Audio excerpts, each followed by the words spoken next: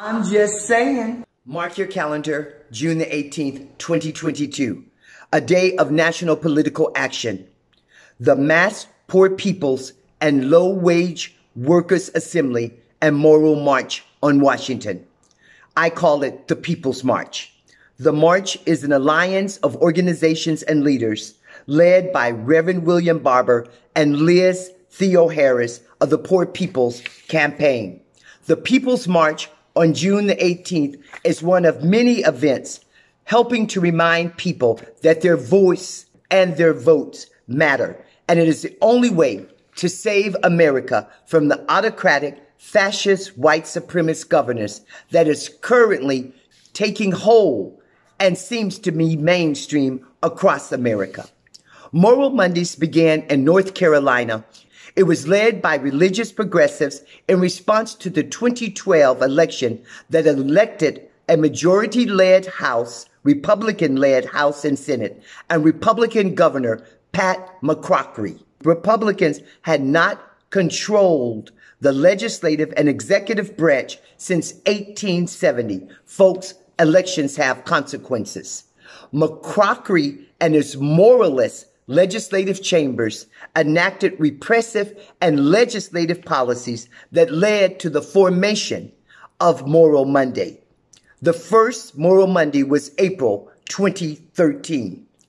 The Republican-led government, redistricting, and voting rights changes are the focus of the ongoing protests in North Carolina, but by no means the only reason. Social, taxes, environmental, health care, and abortion laws and policies have also been affected.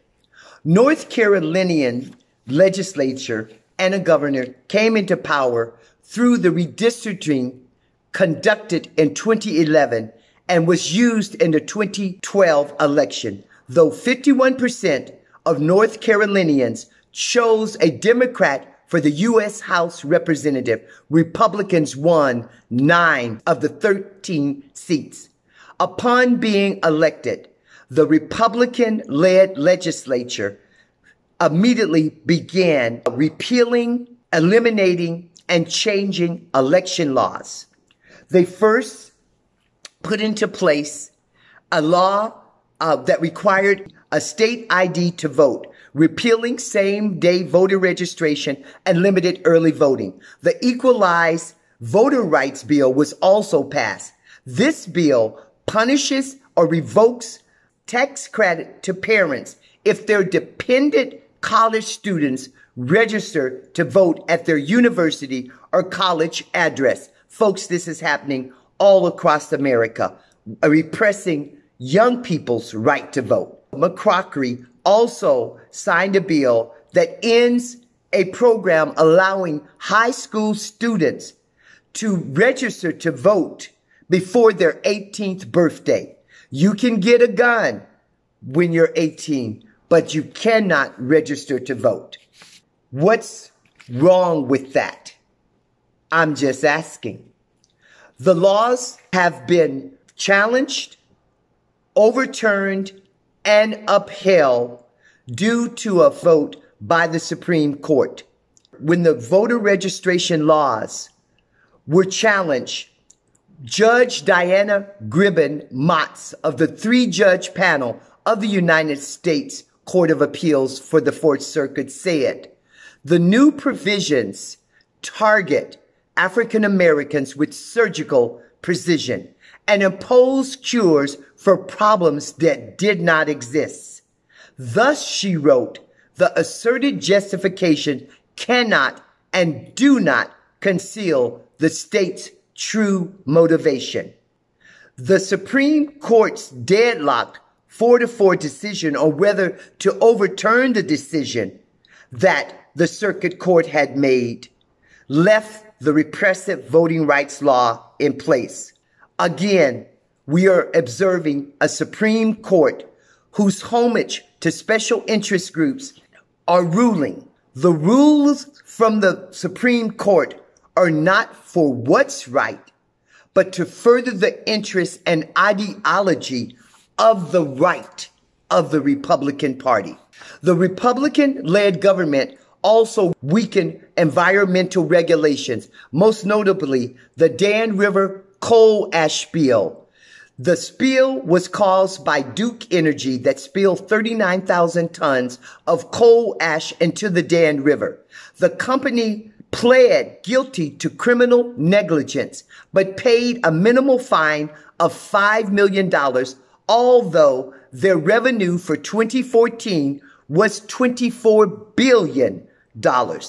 It was reported that North Carolina Department of Environmental Quality was directed to minimize its regulatory role by Governor Pat McCrory. McCrory had worked for Duke Energy for almost 3 decades. Let that sink in. The EPA has since been responsible, you and I, our tax dollars, to clean up the spill.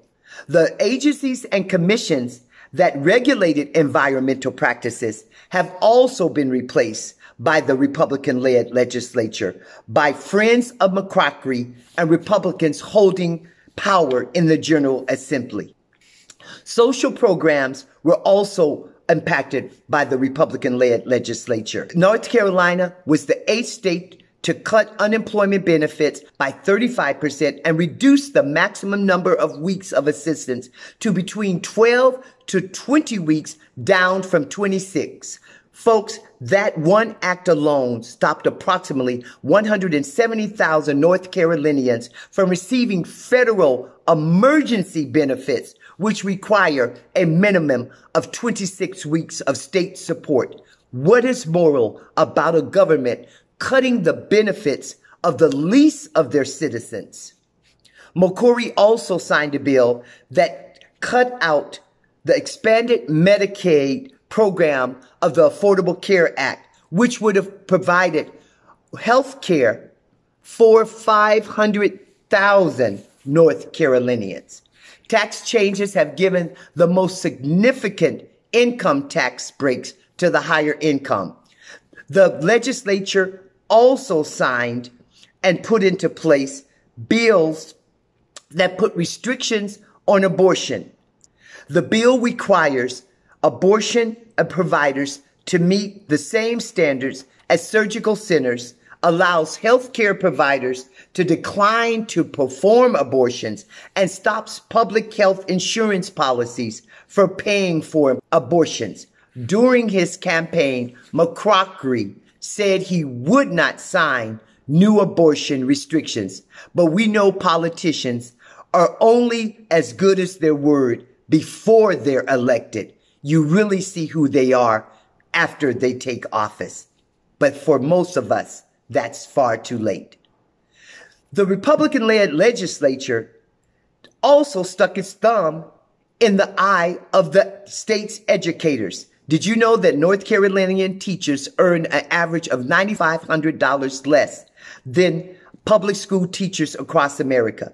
The budget phased out tenure for public school teachers by 2018, eliminated future salary increases for teachers who earn master degrees, and cut $120 million from the budget for teachers' assistants. Really? Teachers? This is just a partial list of the shameful legislation that prompted the protests, the grassroots movement of civil disobedience in North Carolina. The protests haven't changed civil disobedience, even though people show up weekly to be peacefully removed from the chambers.